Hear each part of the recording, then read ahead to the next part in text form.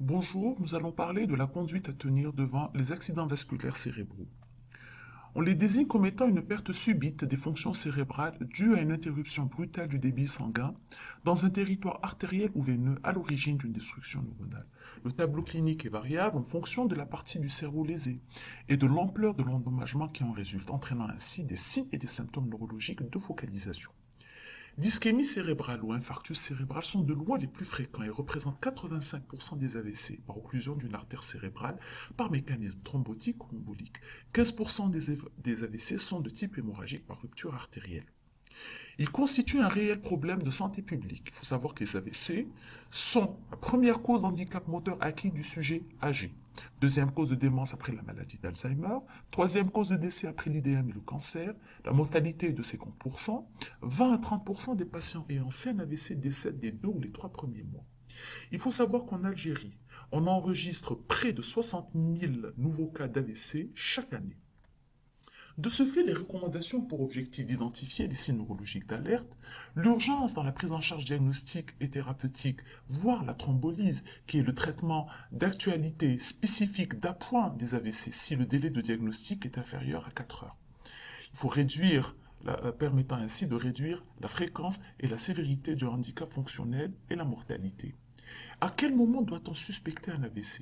C'est lors de la survenue brutale d'un trouble du langage, incapacité à parler avec un discours incompréhensif, lors d'une paralysie faciale avec déviation de la bouche, paralysie d'un membre, bras ou jambes, trouble visuel avec perte de celle-ci d'un côté, engourdissement des némicorps. Le tableau clinique peut être complètement résolutif en moins de 24 heures, en général en moins d'une heure, et là il s'agit d'un accident ischémique transitoire. Les étiologies sont impératives à rechercher, notamment chez le sujet âgé. Il faut préciser les facteurs de risque de l'athérosclérose. On connaît comme chef de file l'hypertension artérielle qui est de loin la plus fréquente, le diabète également, les dyslipidémies, l'obésité, la notion de prise d'alcool.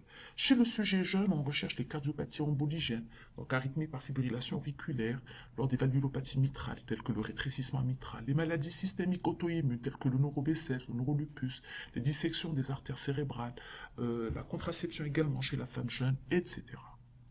La clinique se résume à un déficit neurologique d'installation brutale, systématisé. Un territoire artériel bien défini peut toucher la motricité, la vigilance, la vision, la sensibilité, la motricité.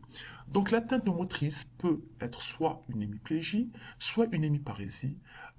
Alors, elle peut être totale et proportionnelle qui peut affecter l'hémiphase, le membre supérieur et le membre inférieur avec la même intensité, peut prédominer au niveau brachiofacial ou ne concerner qu'un seul membre. Nous savons que la perfusion cérébrale dépend de deux grands systèmes, donc à savoir le système vasculaire carotidien et le système vertébro-basilaire, et que ces deux systèmes se rejoignent à la base du crâne par le polygone de Willis. Donc, la clinique du fait d'un déficit carotidien peut se résumer à un déficit sensitif ou moteur unilatéraux, une aphasie, des troubles visuels monoculaires transitoires, un déficit moteur à prédominance brachiofaciale, des troubles du langage, etc. Les signes cliniques du fait d'un déficit vertébro-basilaire, donc on retrouve une instabilité, une ataxie, des troubles visuels, des troubles sensitifs ou moteurs bilatéraux ou les syndromes alternes. Devant ce tableau neurologique aigu évoquant un AVC, l'examen de référence de choix à faire est le scanner. Donc il doit être fait à la phase initiale, dans le cadre de l'urgence, sans injection de produits de contraste. Il permet d'éliminer un saignement ou un processus cérébral par la mise en évidence d'une image hyperdense au sein du parenchyme cérébral. Il faut savoir que la normalité de la TDM dans un contexte clinique évocateur d'AVC oriente vers l'ischémie cérébrale et il est nécessaire de refaire le scanner 72 heures après pour objectiver la lésion sous forme d'une hypodensité systématisée au sein de l'artère occluse témoignant d'un thrombus sylvien tel que on le voit donc sur cette image scanographique. Donc c'est un AVC sylvien superficiel gauche qui est responsable d'une hémiparésie à prédominance brachiofaciale contralatérale droite. Le score ASPECT, donc Alberta Stroke Program Early CT Score, donc c'est un score radiologique qui permet de rechercher les signes indirects précoces et on n'attend pas les 72 heures. Donc, on peut retrouver un effacement des noyaux lenticulaires, une dédifférenciation de la substance blanche par rapport à la substance grise, un effacement des sillons corticaux. Il faut savoir qu'un score aspect qui est inférieur à 7 est un score de mauvais pronostic neurologique, avec risque de transformation hémorragique de l'AVC ischémique. Donc nous avons ici quelques images scanographiques d'AVC ischémique constituées dans le territoire carotidien. Nous le voyons ici dans le territoire de la sylvienne superficielle gauche qui est responsable d'hémiparésie à prédominance brachiofaciale. Ici dans le sylvien profond responsable d'une hémiplégie massive proportionnelle sans participation faciale, une aphasie avec une aphasie. Donc là, c'est un AVC ischémique étendu dans le territoire de la sylvienne totale, donc c'est un AVC de mauvais pronostic. Donc on retrouve une hémiplégie totale et proportionnelle avec participation faciale, une déviation de la tête et des yeux avec des troubles de la conscience et de la vigilance. Donc ici dans le territoire cérébral antérieur où on a un déficit crural avec un syndrome frontal, etc. Donc la TDM permet de préciser le siège de la lésion, l'étendue, l'effet de masse, le retentissement sur les structures, la transformation hémorragique qui peut se traduire par un aspect ischémique avec zone d'hyperdensité au sein de l'hypodensité. L'IRM cérébrale, lorsqu'elle est disponible, donc est très intéressante dans le cadre de l'urgence. Elle permet de reconnaître l'infarctus cérébral précocement et donc en vue d'une éventuelle thrombolyse et d'avoir une idée plus précise sur la taille de la zone d'ischémie. Nous avons ici une image IRM d'AVC ischémique cérébelleux dans le territoire vertébro-basilaire qui se manifeste par des vertiges, un syndrome cérébelleux avec un risque d'hydrocéphalie. Donc après le scanner, il faut faire un prélèvement sanguin donc adressé au laboratoire d'urgence, donc une formule, un groupage, une crasse sanguine, un bilan rénal, une glycémie et éventuellement un taux de bêta-HCG lorsqu'il s'agit d'une femme jeune, lorsqu'on a l'intention de faire une thrombolyse. Il faut surveiller les constantes hémodynamiques, donc la prise de la pression artérielle au niveau des deux bras, surveillance de la fréquence cardiaque, la température, la saturation en oxygène, la glycémie capillaire. La revascularisation par la thrombolyse est actuellement, aujourd'hui, un traitement bien codifié dont les indications augmentent. La prise en charge doit se faire dans une unité de neurovasculaire. Le principe consiste à une désobstruction de l'artère occluse à l'origine de l'infarctus cérébral. Donc, le produit qu'on administre par voie intraveineuse, donc c'est le recombinant tissu plasminogène activateur, donc avec un délai maximum de diagnostic qui doit être inférieur à 4h30. L'anesthésie générale peut être une cause d'aggravation nécessitant de bien connaître les impératifs de la prise en charge des AVC en phase aiguë. Donc on doit préciser les contre-indications. Donc les contre-indications générales sont les hémorragies intracrâniennes, un traitement par les antivitamines K avec un taux d'INR supérieur à 1,7, un taux de plaquettes inférieur à 100 000 contre-indique la thrombolyse. Donc un AVC survenant lors d'une grossesse ou suite à un postpartum est une contre-indication à la thrombolyse. Un IDM récent contre-indique la thrombolyse.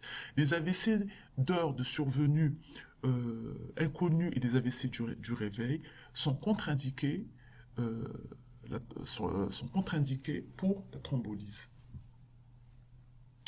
Les contre-indications spécifiques, donc on a les chiffres glycémiques donc inférieurs à 0,5 g par litre et supérieurs à 4 g par litre contre-indiquent la thrombolyse, les AVC inférieurs à 3 mois, et les pressions artérielles systoliques supérieures à 185 et diastoliques supérieures à 110 contre-indiquent la thrombolyse. Si on se résume, lors de l'arrivée du patient, avec un tableau neurologique aigu, faveur d'un AVC, il est nécessaire d'identifier les situations d'urgence. Il faut rechercher les symptômes et les signes d'appel d'AVC, préciser l'horaire de début et rechercher les contre-indications à la thrombolyse.